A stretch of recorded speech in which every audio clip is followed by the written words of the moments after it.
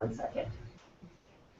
Hi everyone, thanks for joining us today for introducing Android for Work. Is your app ready? Thanks for taking time from your busy schedules. My name is Tejas Saraya, and I lead our technology partnerships here at Google for Android and Chrome for Work. And with me is my partner in crime, Jason Wong. Hey everyone. So today what we wanted to do was talk to you about how what Android for Work is and what we're doing here at Google around Android and making it a great platform for business. And then also how can you develop and work with your apps to make them ready for the things that we've built in the platform and into Google Play and so forth that we'll go into, and ultimately capitalize on this really exciting opportunity around mobility in the enterprise. So if you have questions, we're going to have some time for questions at the end that were submitted ahead of time. And then also, if you have additional questions, you'll receive an email after this session that you can respond to, and we'll take those questions and try to answer them. And we also have a community for you to participate in that we'll talk about towards the end, and that's another place you can go to ask questions. So looking forward to engaging with you, and hopefully you'll find this to be a great catalyst for getting the conversation going. So if we think about where enterprise mobility is today, we're really just scratching the surface for what's possible.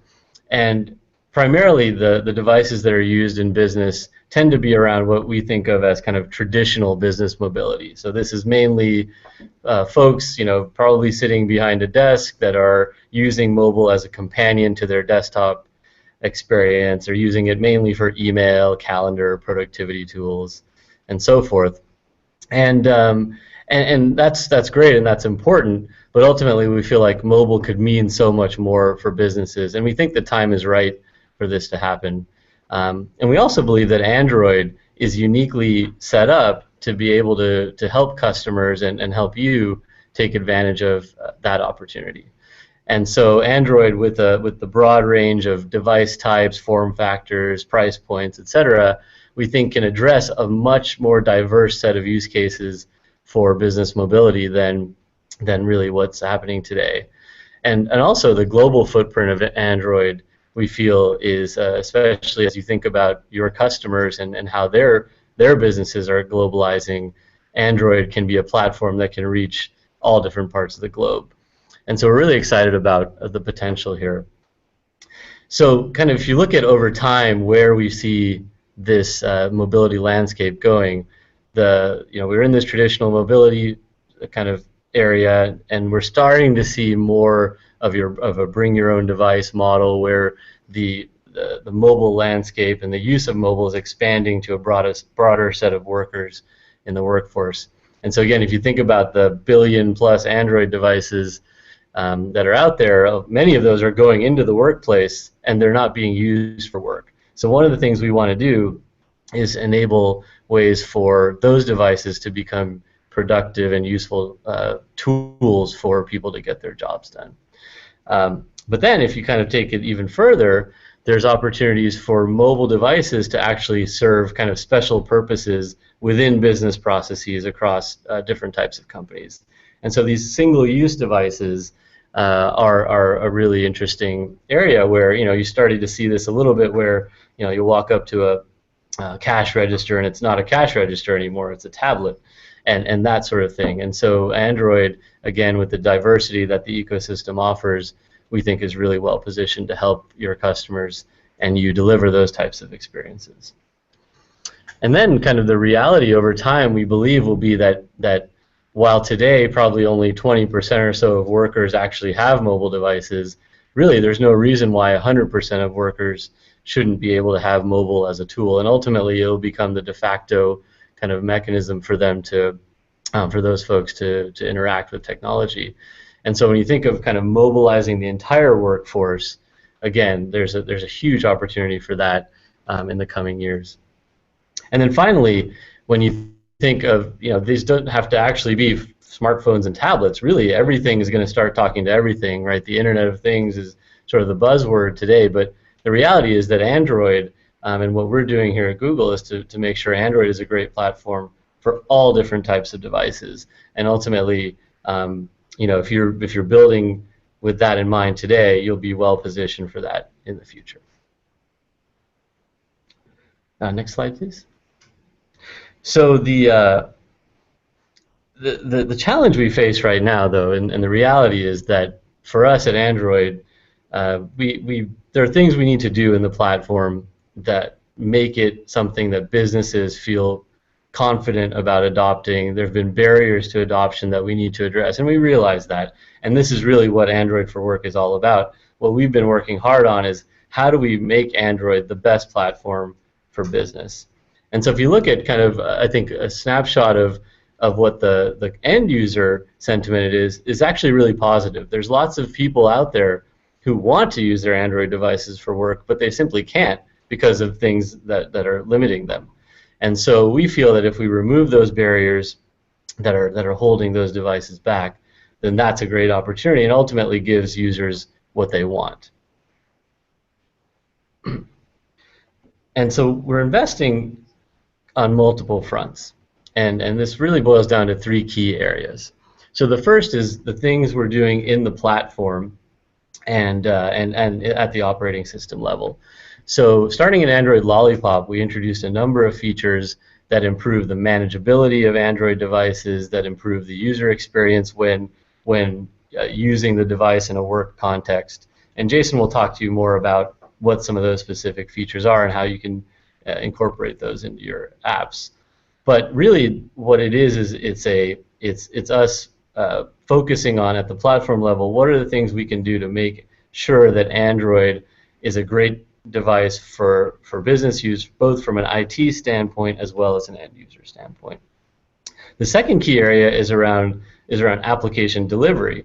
So ultimately, these devices are kind of meaningless if we can't actually get the right apps for the right users onto them. And ultimately, all the apps you are building are what make these valuable tools for your customers.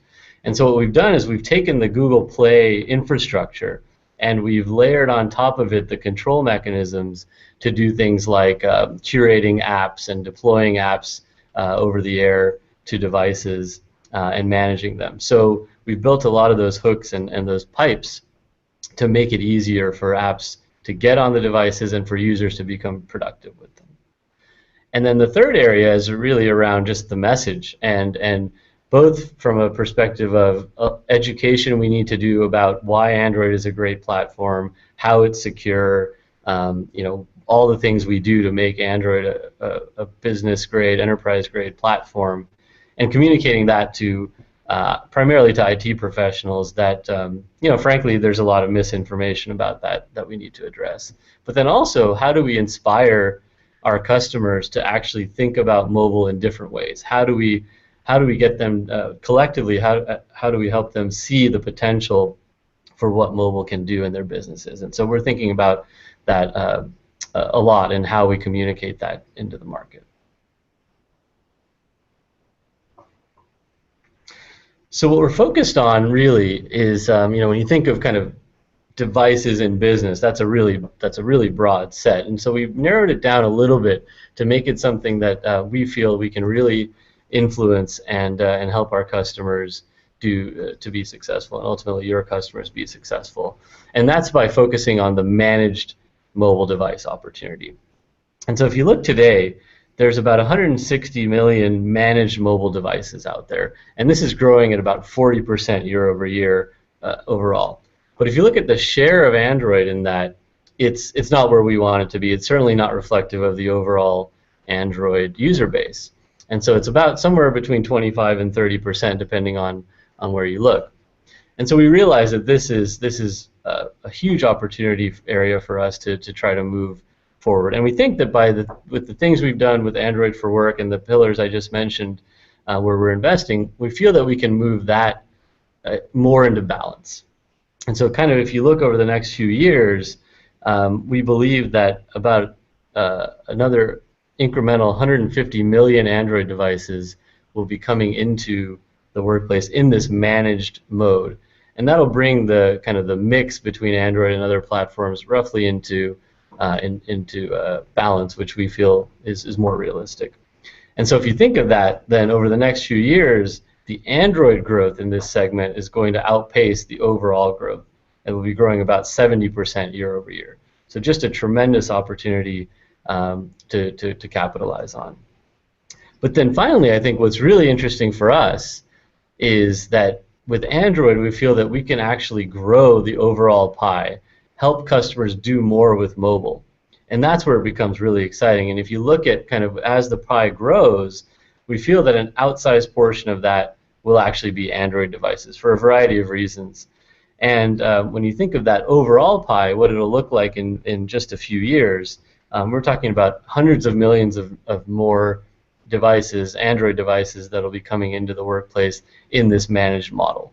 So there's tons and tons of opportunity here that I hope you are thinking about how to capitalize on, and we'd love to help you do that.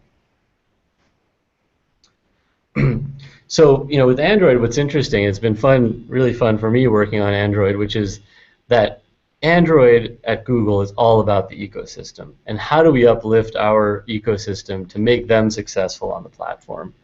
And so the first kind of category, and the one that Jason and I really focus on, is how do we make our application development developers successful on Android. And so you can see that we've already started working with a number of large players in sort of the enterprise software space, and of course they have mobile components to their products, which are very important and a growing importance to their portfolios. And so certainly we want to help make you all successful in a similar fashion and help you take advantage of the platform. But then when you think about how do we connect the dots between the rest of the ecosystem and what you're doing, I think that's where this is really powerful. And so if you think of the management providers, the Mobile Irons and AirWatches of the world, and historically, if you wanted to be compatible with those products, you may have to do things that were unique to each of those providers. And now, because we've created standards, at least on Android, you don't have to do that. You can build certain features in once, and they'll be available across the different management platforms. Similarly with devices, as you think about how your customers want to deploy these products into their businesses, obviously in many cases they need devices to actually do that. And so we've been working with our OEM partners to make sure that the full range of Android devices is available, and customers have a lot of options for how they can actually deploy your solutions. Carriers, of course, are a key player in the ecosystem, and we want to be able to facilitate those connections with them for you, and ultimately, in many cases, they're how customers actually access these solutions, and so they're very important, and we want to create those interconnects. And finally, VPN providers and just kind of the infrastructure security, where these are sort of table stakes for enterprise types of deployments, and we know that we need to do things to make sure that Android can plug into the infrastructure that companies have already built. So we're really excited about all the work that's happened today, what's going on in the future, and we're continuing to push very, very hard on this front, and making sure that Android is a great platform. So with that, I'll hand it over to Jason to talk about some of the specific capabilities in the platform and how you can take advantage of them. Awesome, thanks for that, Tejas. So Tejas mentioned that we've been working with a lot of partners previously, and a lot of these folks have actually gone through a lot of these integrations, so it ensures that on the developer side, anything that you're kind of building against and building towards is kind of streamlined against our framework. The first piece I'll address here is answers one of the biggest concerns for enterprise, and that's security. And so to kind of address privacy concerns for businesses and employees, we have the work profile.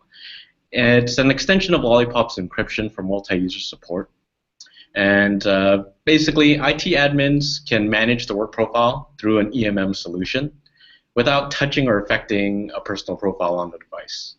This helps actually enable BYOD. So let's say a business that doesn't want to provide devices for their employees, they can actually feel more secure of offering their apps and their data on an employee's device, because they can actually manage their apps and data without actually affecting the employee's device.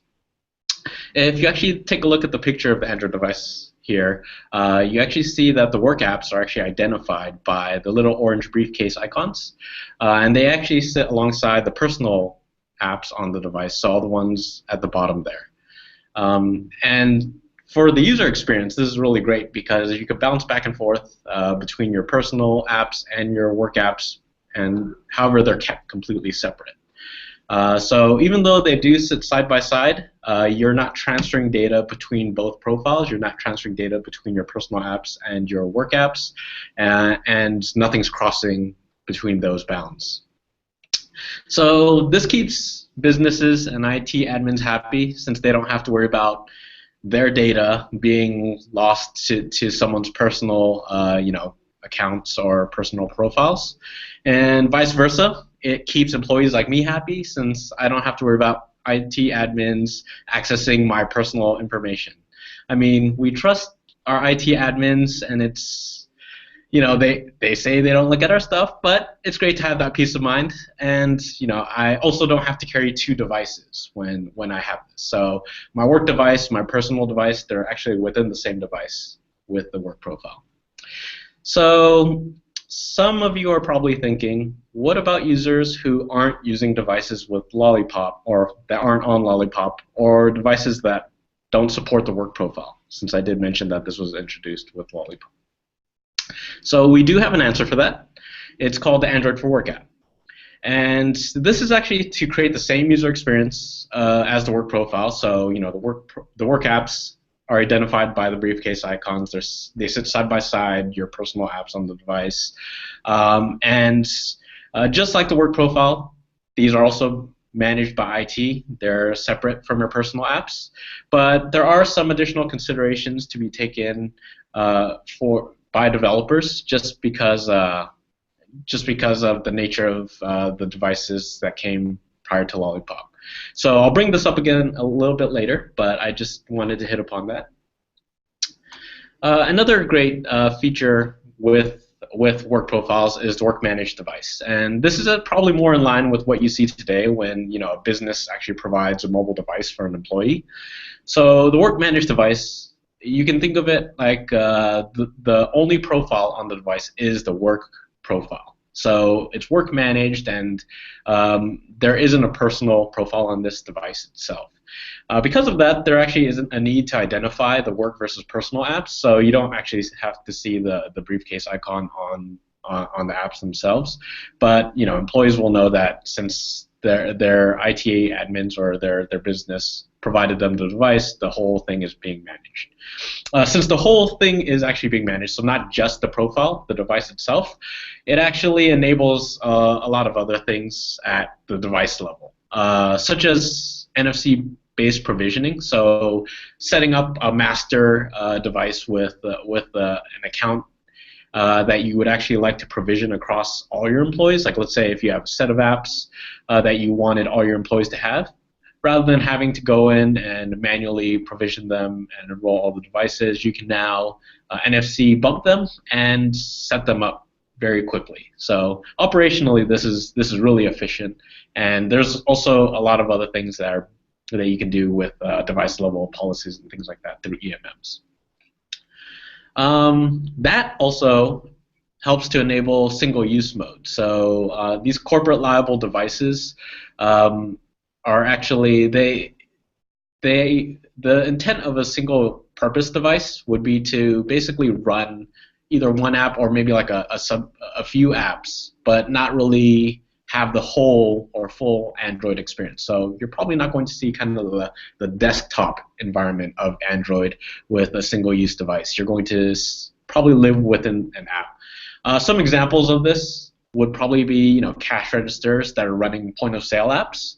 So they're locked down to the point-of-sale app. Employees can't exit that app and browse Facebook, or even like in the field devices or even inventory devices being carried around by warehouse workers. So they might be running like an inventory app on the single-use device. Similarly, you could also NFC provision or bump provision these, and admins do have full control over the device as well. So EMMs and NDMs have device level policies and might have ways for app developers to create their own custom policies, within their management consoles. And with app restrictions, this is actually they call them app restrictions. Personally, I don't like that name just because the word restriction is actually just one of the things that you could do with app restrictions. But we took this and we streamlined the custom configurations, custom policies that you might be developing for separate management consoles, and built this framework so you can build once and it will function across all EMMs. It will basically be able to be read by all EMMs that have adopted Android for work. So you could actually see an image here on the Android device of a few of the types of policies or types of configurations that you as app developers might want to build into your app. This is actually going to help you reduce the need to build custom one-off apps for different businesses or different customers, and be able to focus on just adding these features as these app restrictions or as these management policies to really cater to your customers. It also ensures that the manageability of the device, so a customer can go to any EMM of their choice, is actually a little bit more streamlined, that they're not having to access multiple management consoles that all have different user experiences and things like that, and the EMMs can truly build that flow. So this last piece, or I guess one of the last pieces, I just wanted to really quickly touch upon was that we do also offer built-in productivity tools. Some of you might be familiar with, and some of these are in the image on the right here. So you do see the things like Google Docs, Google Sheets, Google Slides. We do have productivity tools that Google offers that can be used in the work environment, and we do support Microsoft Office and Lotus Notes as well. So Tejas mentioned earlier, Google Play for Work is the storefront, which it will help lead towards discoverability, and I kind of wanted to talk more about this as well. So hopefully everyone has at least heard of Google Play, which on the consumer side is a storefront for media and apps, and it's great, but it doesn't actually address the needs of businesses. So Google Play for Work does that.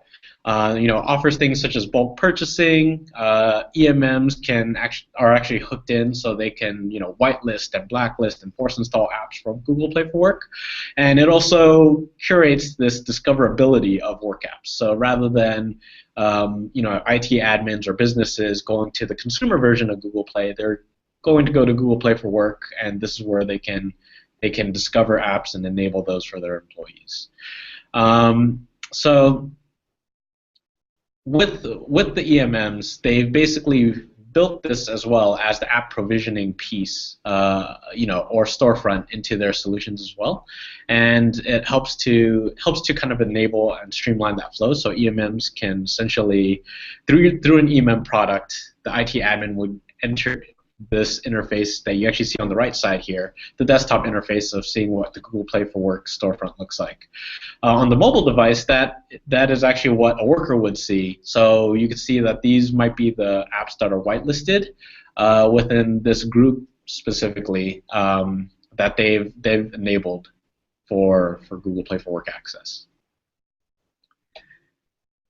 So all that was great. A lot of you are probably thinking, how does that actually relate to the customer? So I have some example customer cases here to go over. And the first one would be Iron Bank. So they're a large enterprise, over 40,000 employees and contractors. They have 3 specific types of employees, and they all have 3 very kind of distinct needs. I guess one of those kind of overlaps. But the first type of employee is the executive. The these executives need access to email, access to corporate documents, and because they need access to corporate documents, security is of utmost importance. Data leak could cause substantial damage to the bank. For the executives, they would be provisioned a corporate liable device. So the whole device is being managed by IT. It's provisioned by Iron Bank, and that way they ensure the device itself is fully secure end to end. The next type of employee would be just the employee. And their needs can actually range. So there's actually an option that IT gives here. Since some employees actually need access to some documentation, like the executives, but some might just need access to emails and custom bank apps. This kind of falls into the corporate liable or bring your own device realm of things. And the choice is ultimately up to the type of or the needs of the employee. So for the employees that do need the things like the executives, they're going to go with corporate liable solutions. They'll get a secondary device that's provisioned to them through Iron Bank.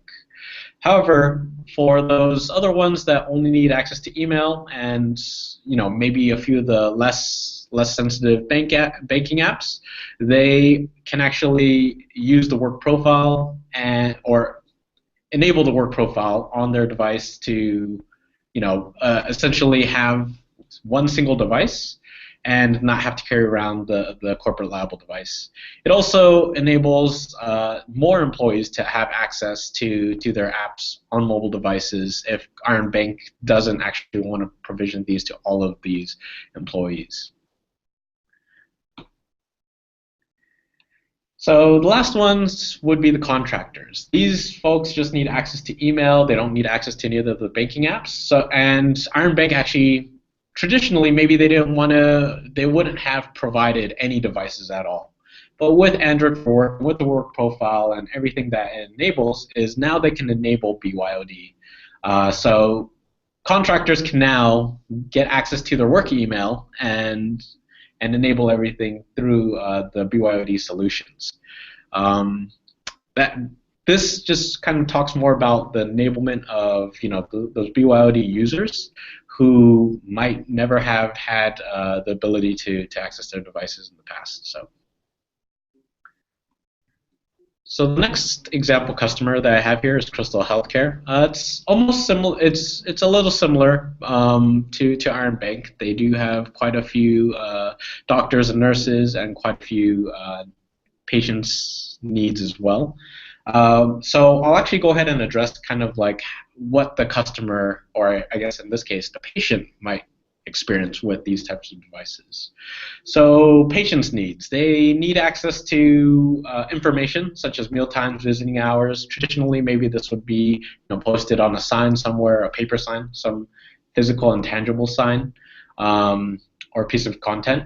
And the next need that they have is the ability to request care when necessary. So they can reach out to their nurses and doctors while they're at the hospital. This is actually a really great enabler of corporate liable kiosk devices, or the KOSU device use case. So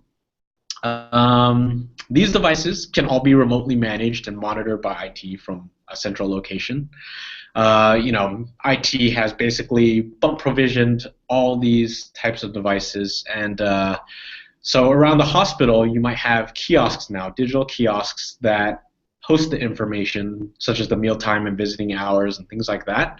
And in each of the patient's rooms, there would be the single-use device and the device would be next to, let's say, the patient's bed, and they can actually request care from a nurse or doctor, and reach out to them while in the room. These devices, they're KOSU devices because you don't want other people to be able to access the devices, access all the other parts of Android, and the hospital only wants to just lock down those particular apps. The nurses and doctors here are very similar to the executives of Iron Bank. So, they have access to very sensitive data. It needs to be very secure, and they're actually given the corporate liable devices. On their devices, they might also have an app that interacts with the patient's app. So you have the patient app, the doctor app, and on the COSU device, and that's how maybe they're able to reach out, communicate with a doctor if they're not, immediately in the room. Um, so these are just two examples. There are several other ones out there that, off the top of our head, for the sake of time, I didn't want to, we didn't want to go into too much detail with. But if you do have additional questions and things like that, we do offer the next steps of things. So, here we go. So all the things that I mentioned previously, there is some level of work that needs to be done by app developers to ensure that your app functions with the work profile. You've built your app restrictions and things like that.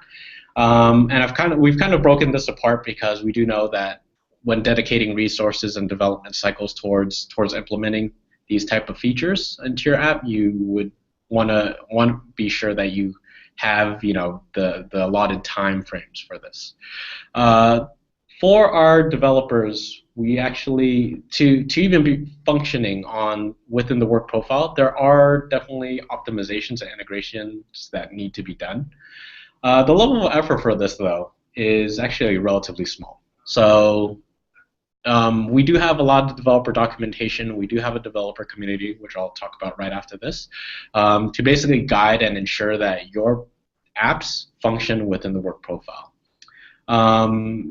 Just as an example of something that could potentially cause your app to break is if your app needs to access the file system and potentially it needs to be able to access it by crossing over into other profiles. Well, since the work profiles, basically containerized off, that could cause your app to crash. And so there's things like that that you definitely want to take into consideration here. The next piece are app restrictions. I think this is just very customer driven. Depending upon how much your customers might need the flexibility and customizability of managing a little bit deeper into your app for their users, the app restrictions can really vary. And there's quite a lot of things you could do with app restrictions besides just policies and configurations, and we do have a lot of developer documentation around that. However, to actually get app restrictions and build those into your app, the level of effort here is also quite small. So for COSU kiosk devices, I think not all developers might want to, have to, I guess, take advantage of COSU and kiosk mode or, enabling that just because, it's very dependent upon whether the intent is for your customers to just access your app on the device and not any other apps or the rest of the Android, operating system, or if that is the intent and you would, a lot of your customers, a lot of your users are only using your app and not any other apps. So this itself, the effort itself to actually enable this is actually also quite small, and we can definitely provide some guidance, and we have documentation around that. So the last piece, single sign-on, since Android devices basically ensure that there is a Google account or Google identity associated with the user, it's pretty trivial as to why you would actually want to implement single sign-on and ensure that users don't have to store and maintain separate credentials, and that you can basically leverage what's already on the device and ensure that the sign-in flow is pretty seamless and effortless. Everyone could probably guess what the level of effort is here. It's actually quite small again. So everything in terms of the effort it would take to optimize and ensure that your app is functioning within the bounds of the Android 4 guidelines is actually quite small. And so we do have this node as well. So, a lot of this is actually usually accomplished within one developer sprint. So we mentioned that we do offer support, and I wanted to basically take this time to talk about it. But these are pretty much the next steps that we wanted you to take away from this Hangouts on Air. So the first one is we would like you to visit our developer applicant page. We have a developer guide there. We talk about just the journey that developers would take in engaging with us and the type of level of support that we could offer. So definitely check that out. It's pretty much an overview of the opportunity that we offer here. The second piece is to actually review the developer guide and see what makes sense for you, scope out the work that needs to be done. Mainly because that leads to step 3, is that you can actually apply for our app developer community, where we have a developer operations team. So we do have partner engineers here who offer their support and can offer guidance and answer questions, and also just validate your app, ensure that your app is as optimal as can be for Android for work, going into the future. This is pretty much it. I mean, you would basically do everything on the applicant page. So the short link I'll bring back, but I did want to answer a few questions here. So on the invite for the Hangouts on Air, everyone received links to ask us some questions. So we'll be answering some of those right now, and some of these came up a few times. So I did want to mention these. The first question. How can we reach out to companies with Android for Work for our product? And so that is actually a really good question. So you've done all the integration work. Let's say you've done all the integration optimization and that we just previously mentioned in the slide before. So Tejas and I talked about Google Play for Work and that channel for discoverability. With your optimizations comes the ability to kind of be merchandised or be promoted within that storefront. So basically, being identified by IT admins, businesses, that your app functions within the work profile, has app restrictions, and things that could draw and promote and bring your app kind of to the forefront of Android for Work. We also have additional opportunities. So if you going to the applicant site, we also do mention additional opportunities. So after developers have validated their apps with our developer operations team, we do offer also additional opportunities and things like that. Let's see here. So we actually have a few questions around how to ensure optimal app performance and efficiency. This is just more general. It's actually not specific to Android for Work, I guess. This is more just general Android app development, which we can definitely offer guidance here as well. So let's see. So file system, read and write speed, memory efficiency, UI performance, media performance, all these types of things all fall kind of in the same realm of just like ensuring that your app is functioning as smoothly and as perfectly as possible. Unfortunately, some of these questions we can't answer without troubleshooting a little bit further with you, which is why we have that app developer community. And I definitely encourage people who have asked these type of questions to get in touch with us or the app developer community or apply for access so we can actually work with you through these. Just to answer one around, let's say UI performance, we have documentation around this. How basically ensuring and debugging your app to ensure that it's just really running as smoothly as possible. And Android Studio actually provides a systrace feature to analyze frame rate, analyze the things that you would want to ensure that your app is functioning, let's say 60 FPS. So there's actually quite a lot of documentation around that. Not anything I think we would answer during this kind of short Hangouts on Air, but definitely something I say you would want to bring up with the app developer community.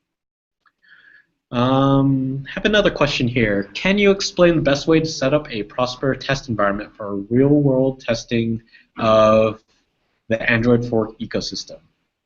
Yeah. So this also ties back to the developer community because there's actually extensive documentation around testing your app to ensure it functions for all the Android fork components. But we actually offer a test device policy control app. It's pretty much like a bare bones EMM solution, and when I say bare bones, really bare bones, in the sense that you can test things like app restrictions, you could test all the different components that we mentioned previously without having to go actually purchase licenses for an EMM product and test it there. So this is actually available to the public, and it's something that we do provide a lot of guidance around though through the developer community, and you know I guess to kind of wrap up the Q&A, a lot of this goes back to just engaging with the developer community and ensuring that your questions could be answered and you are provided the support. So a lot of the questions here that have been asked, we can definitely answer. There will probably be a little bit more interaction rather than us providing the full answer, since it would just link out to some documentation and things like that. But also allow us to also troubleshoot with you as well. So. Before we end this, I did want to go back to this slide since it does provide the link in the next steps. I also did want to thank everyone for taking the time out of your busy days to check out our app developer opportunity and engage with us at a deeper level. And thank you.